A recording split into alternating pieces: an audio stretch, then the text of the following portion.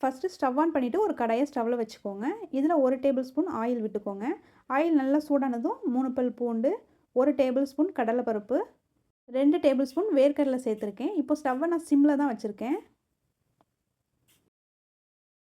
First இது கூடவே 3 மிளகாய் வத்தல் சேர்த்துருக்கேன். காரத்துக்கு ஏற்ற மாதிரி நீங்கள் மிளகாய் வத்தல் அட்ஜஸ்ட் பண்ணிக்கோங்க. இப்போ இது எல்லாத்தையுமே சிம்மில் வச்சே லேசாக வறுத்து விட்டுக்கிடலாம். இது எல்லாத்தையும் சேர்த்து 1 நிமிஷம் வறுத்து விட்டுக்கிட்டு இருக்கும்போது, ஒரு சின்ன நெல்லிக்காய் அளவுக்கு புளி சேர்த்துருக்கேன். இதையும் சேர்த்து வறுத்து விட்டுக்கலாம்.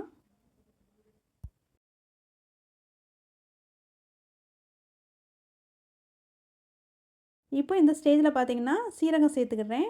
1/4 டீஸ்பூன் அளவுக்கு சீரகம் சேர்த்துக்கோங்க. ஃபஸ்ட்டே சேர்த்துருந்தோம் அப்படின்னா, அது கரைஞ்சி போகிறதுக்கு வாய்ப்பு இருக்குது. அதனால் வந்து நான் இந்த ஸ்டேஜில் ஃபைனலாக சேர்த்துக்கிடுறேன். இது கூடவே பார்த்திங்கன்னா, ஒரே ஒரு தக்காளி சேர்த்துக்கோங்க. ஏற்கனவே புளி சேர்த்துருக்கோம். அதனால் தக்காளி நிறைய சேர்க்கணும்னு தேவையில்லை. ஒரே ஒரு தக்காளி சேர்த்துக்கலாம். இது நல்லா பழுத்த தக்காளியாக இந்த மாதிரி கட் பண்ணி சேர்த்துக்கிடுங்க.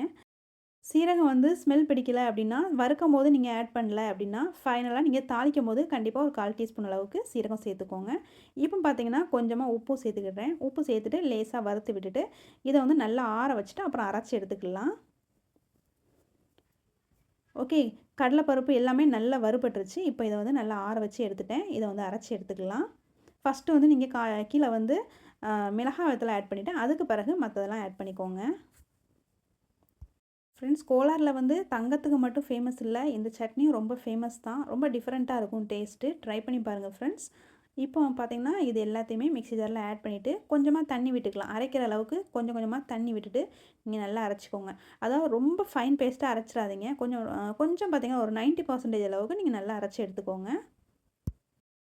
இப்போ பார்த்தீங்கன்னா, நான் தேங்காய் எண்ணெய் ஊற்றி நான் தாளிச்சிக்கிட்டு இருக்கேன். நீங்கள் சட்னிக்கு வந்து தேங்காய் எண்ணெய் ஊற்றி நீங்கள் தாளித்து பாருங்கள். டேஸ்ட் வந்து அட்டகாசமாக இருக்கும்.